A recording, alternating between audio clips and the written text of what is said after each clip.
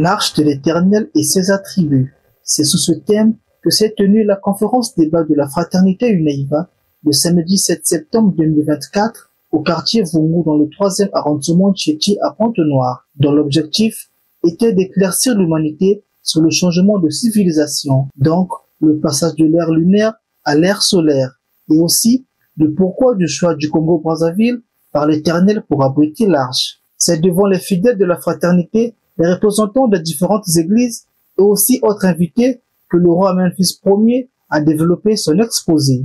Alors, nous allons parler d'abord d'un homme qui a séparé l'histoire de notre humanité, qui est Jésus-Christ.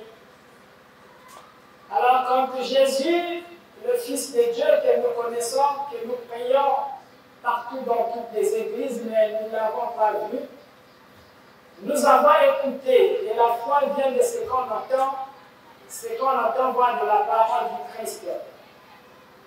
Alors nous avons écouté son témoignage. Les personnes de nous ici l'avaient touché de son doigt. On nous a seulement parlé d'un homme. Et cet homme a séparé l'histoire de notre humanité, après Jésus-Christ et avant Jésus-Christ. Alors, lorsqu'il apparut en Israël, le Fils de Dieu, au départ, au début de son ministère, il fait une entrée dans la synagogue, là où il y avait les anciens de l'Église. Il y avait les docteurs de la loi, les sadducéens, les scribes, tout le monde était là. Et quand lui, il rentre, il prend le rouleau d'Ésaïe, il lit les écritures qui le concernaient. Mais il y avait bel et bien beaucoup de prophètes qui étaient passés avant Jésus-Christ. Il y a eu des juges, il y a eu des patriarches, il y a eu tous ces grands esprits. Mais il prend la partie qui le concerne. Et il dit que cette parole s'accomplit aujourd'hui. Tremblement de terre en Israël, il ne fallait pas que la prophétie puisse s'accomplir. Alors, la bataille de Jésus devait commencer parce qu'il est venu dire que tout est accompli aujourd'hui. Et à son départ, il laisse un disciple qui aussi a troublé notre entendement dans l'Église parce que jusque-là, on n'arrive pas à comprendre exactement qu'est-ce que Jean, le disciple du Christ, nous parle dans le livre d'Apocalypse. C'est un livre mystérieux, rempli de mystères, que jusqu'aujourd'hui, nous, les hommes de Dieu, lorsque nous lisons ces écritures, on ne se situe pas. On n'arrive pas à se situer exactement dans ce livre profond. Et même Jean, lorsqu'il voit les visions dans ce livre, dans ce livre d'Apocalypse, dans sa révélation, Dieu lui fait avaler le livre. Parce qu'il y a des choses qu'il ne pouvait pas comprendre au 1er siècle. Chemin faisant, Dieu est un Dieu des temps et des circonstances. Il est le Dieu des époques. Alors les époques des patriarches sont passées, les époques des juges sont passées, les époques des prophètes sont passées, les époques, même l'époque du Fils de Dieu était passée. Il est venu en Israël, il est reparti, il a laissé les apôtres ont fait leur temps, ils sont passés, et ce même Dieu continue de se révéler aujourd'hui. Il est vrai que certains vont le limiter, qui va s'arrêter au niveau du peuple d'Israël, mais nous disons non. Il est le même Dieu hier, aujourd'hui, éternellement. Il continue de régner. Alors il continue de se révéler jusqu'à ce qu'il vienne dans cette partie de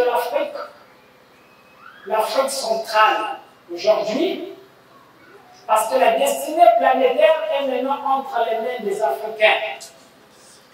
Et ce Dieu-là vient, il descend en Afrique centrale. Il commence à nous éclairer, nous les Africains.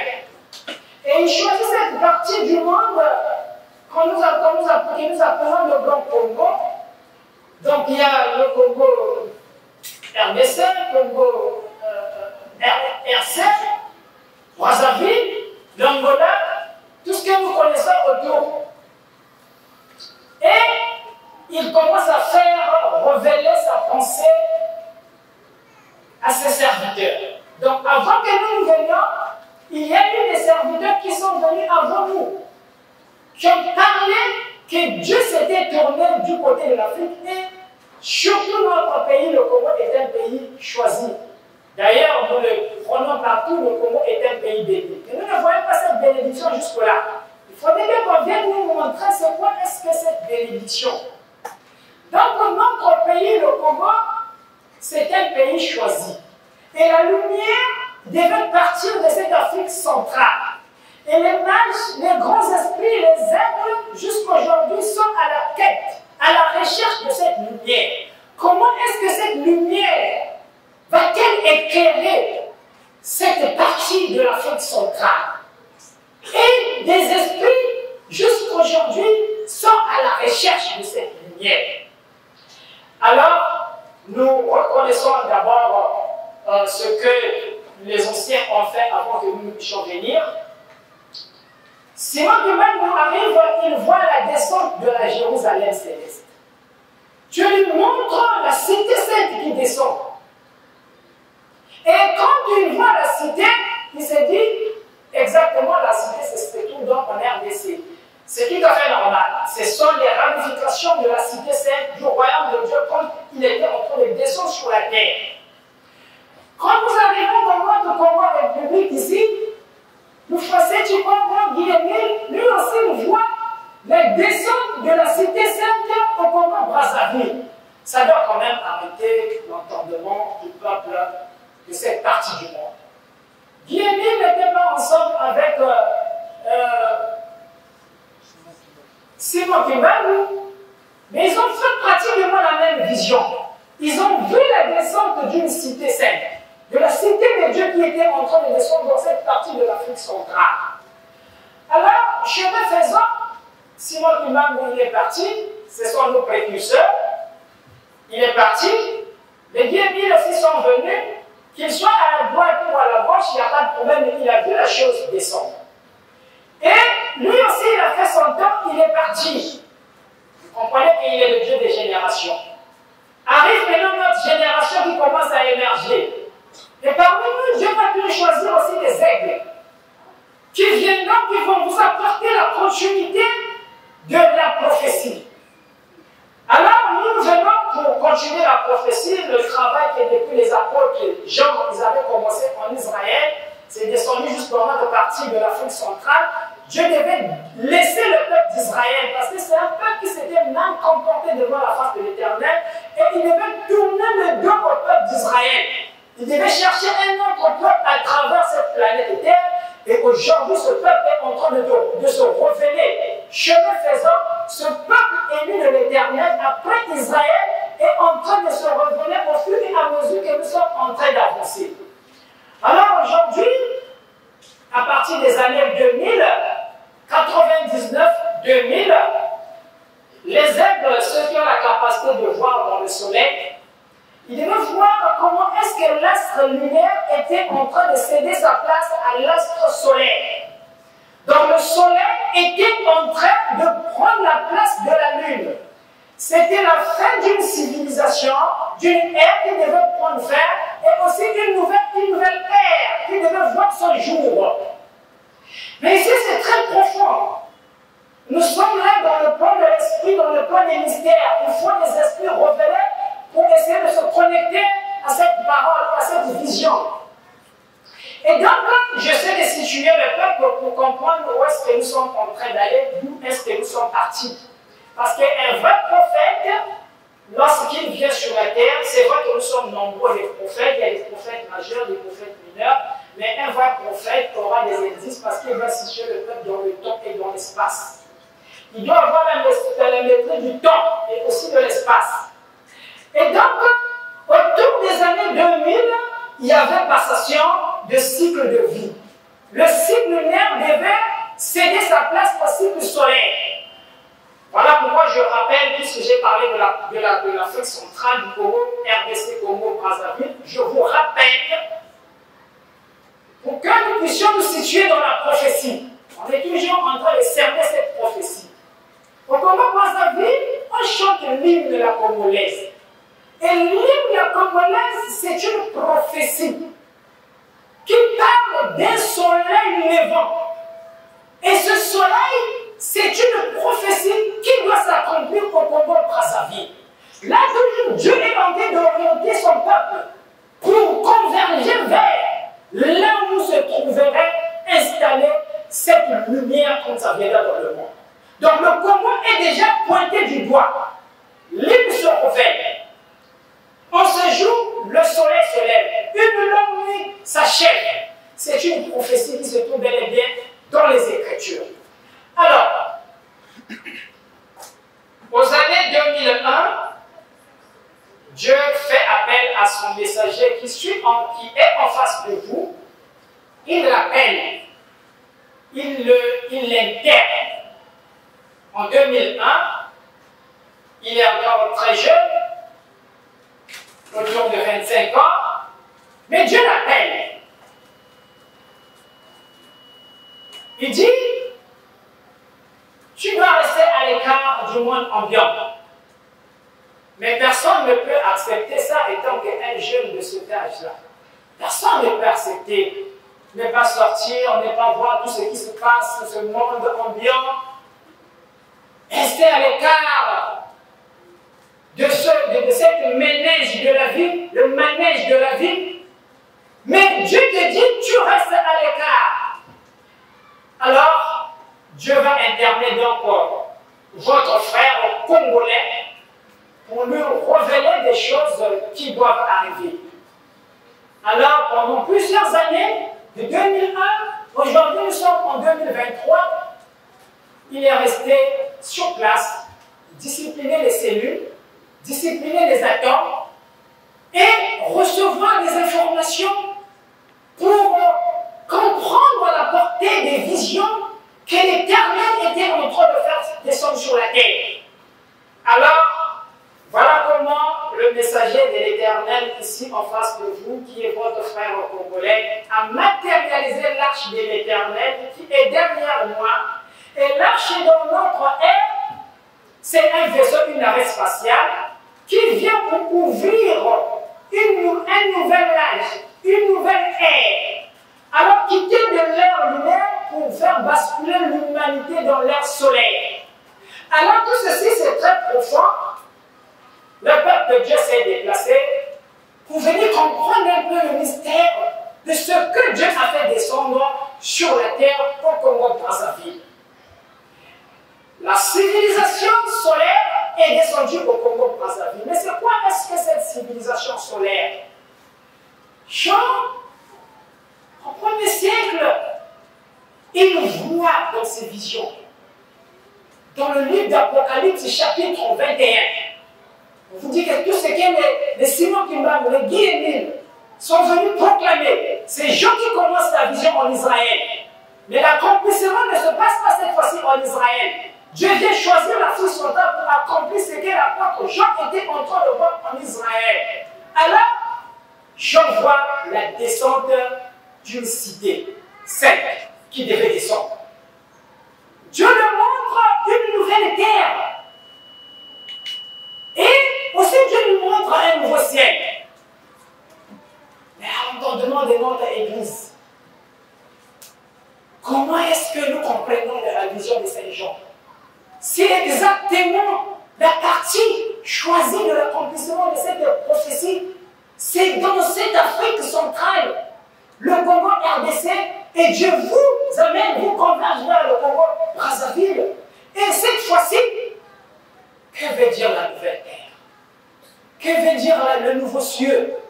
Ce sont là les énigmes qu'aujourd'hui, une nouvelle vague des messagers de l'Éternel s'élève pour venir apporter cette lumière en peuple de Dieu, expliquer que lorsque je vois la descente de la nouvelle terre, ce n'est pas cette terre physique qui disparaîtra, mais attention, dans la manière que nous expliquons, où nous comprenons les prophéties, la terre, ce sont le changement habitudes des humains sur la planète Terre. Et aussi, quand je vois les nouveaux cieux, ce n'est pas le ciel étant que le ciel physique, la lune, les étoiles, le soleil qui va disparaître. Ce n'est pas ça. Quand je vois les nouveaux cieux, le nouveau ciel, c'est notre nouveau logiciel mental. C'est-à-dire la manière de penser, la manière de réfléchir, nos habitudes doivent changer à travers la planète Terre. Mais cette fois-ci, ça devient encore plus profond, mais je ne vais pas aller loin. Je vous laisse le temps, vous les fils de Dieu, vous êtes déplacés. Nous allons vous présenter les attributs solaires qui sont descendus parce qu'il est question de civilisation. Lorsque Jean est en train de voir la terre nouvelle, quand Jean est en train de voir le ciel, le nouveau ciel, il parle là d'une civilisation. C'est une civilisation céleste qui était en train de descendre sur la terre. Mais Dieu travaille toujours avec quelqu'un. Dieu travaille toujours avec quelqu'un. Voilà pourquoi aujourd'hui, un messager est né au milieu de vous qui vous présente les attributs d'une nouvelle civilisation pour vous dire que nous quittons d'un monde à un autre. Nous quittons d'une terre à une nouvelle terre. Nous quittons d'un ciel à un nouveau ciel. Alors, aux enfants de Dieu qui se sont déplacés, peut-être qu'ils auront des questions à poser en face de leur messager. C'est vrai que le messager cache comme un mystère, puisque chacun l'appelle selon que l'esprit le revêt de l'appeler, mais lui-même il ne s'est jamais autoproclamé jusqu'au jour. C'est un messager de l'Éternel qui vous apporte les preuves, qui vous amène dans un nouveau cycle de la vie. À la suite de sa communication, le roi Memphis Ier s'est vu interroger sur les questions allant dans le sens du thème du jour. C'est vrai que nombreux pensent que le christianisme, c'est pour les colonisateurs qui sont venus nous chicoter, nous taper, pour nous montrer une direction à suivre. Moi, je ne vois pas les choses comme ça, parce que Dieu est le maître des temps et des circonstances. C'est lui qui avait permis que cette religion-là domine dans le monde. C'est ce que d'abord les Africains ou encore les humains doivent savoir. Le nom de Jésus aujourd'hui impacte tout l'univers. Pourquoi? Ce n'est pas un hasard. Il y a eu des maîtres qui sont passés avant Jésus. Il y a eu des empereurs. Mais quand nous voyons même sa vie, il est passé peut-être avec un ministère de 3 ans, mais qui a séparé carrément l'histoire de l'humanité. Voilà pourquoi j'ai commencé par parler de ce genre. Donc il est bel et bien la lumière, il est bel et bien le soleil, et on ne peut pas aller à l'encontre du soleil. On ne peut pas aller. C'est la lumière du monde. Donc, les Blancs qui apportent le christianisme aujourd'hui, Jésus lui-même n'était pas un chrétien, il a laissé un message qui était universel. Mais dans les humains, un jour, moi, je ne serai plus. Il y a de ceux qui vont parler de naïvisme, vous voyez? Mais ce n'est pas moi qui ai construit ce mouvement. Et donc, le christianisme, ce sont des gens qui ont dit, nous sommes des chrétiens. Mais Jésus n'a pas laissé ce mouvement sur la terre, mais il a apporté un message universel. Donc, il va faire cette différence d'abord. Parce qu'il y a des ceux parfois qui développent une haine contre ce terme-là, sans le savoir que c'est lui qui détient la source même de notre existence. Alors, la doctrine divine peut évoluer. Aujourd'hui, nous avons un autre peuple en face de nous. Je vais vous montrer comment la doctrine peut évoluer. Au temps d'Abraham, il n'y avait pas l'Internet. Il n'y avait pas l'Internet, il n'y avait pas les téléphones portables. Et Abraham a enseigné selon le peuple qui était en face de lui. Moïse aussi est venu, il a trouvé un peuple dans une époque donnée. Il les a enseignés par rapport au peuple, à la mentalité même du peuple de son époque. Et le peuple du temps de Moïse n'a pas le même degré intellectuel que le peuple d'aujourd'hui. Donc vous comprenez combien de fois l'évangile du temps de Moïse n'est plus adapté au peuple intelligent aujourd'hui. Donc de là on parlera d'une doctrine, de la doctrine qui évolue dans le temps et aussi dans l'espace. Donc je peux dire à notre bien-aimé ici que la doctrine évolue. C'est possible que la doctrine évolue. Mais les profondeurs, jusqu'à ce qu'on parvienne à la véritable connaissance de Dieu. Et c'est aujourd'hui que Dieu est en train de nous éclairer dans la lumière où l'humanité tout entière sera remplie de sa connaissance. Et une fois la connaissance de Dieu remplit le monde, tout le monde aura la vérité. Mais aujourd'hui, on la cherche encore un peu partout. Les Moussa pensent que la vérité, c'est tout Jésus. Les brananistes nous diront que la vérité, il faut venir chez les brananistes. Les catholiques aussi vont nous dire que la vérité, c'est chez nous. Les protestants vont nous dire que non, c'est nous la vérité. Vous voyez? Donc, on la cherche encore un peu partout dans les courants spirituels. Donc, on peut parler de l'évolution jusqu'à ce que l'humanité va parvenir à la véritable connaissance du divin. Lorsque nous sommes en pleine lune, nous pouvons voir à peine. On ne peut pas bien distinguer les choses dans la lune. Quand on pose un objet à 10 mètres, on ne peut pas bien distinguer la chose.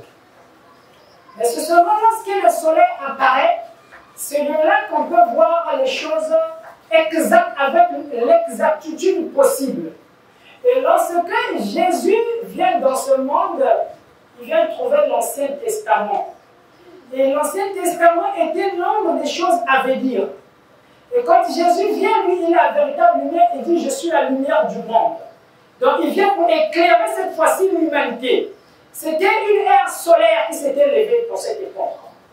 Et maintenant, aujourd'hui, une fois de plus, nous allons monter, gravir encore d'autres marches. Dieu est dans l'évolution.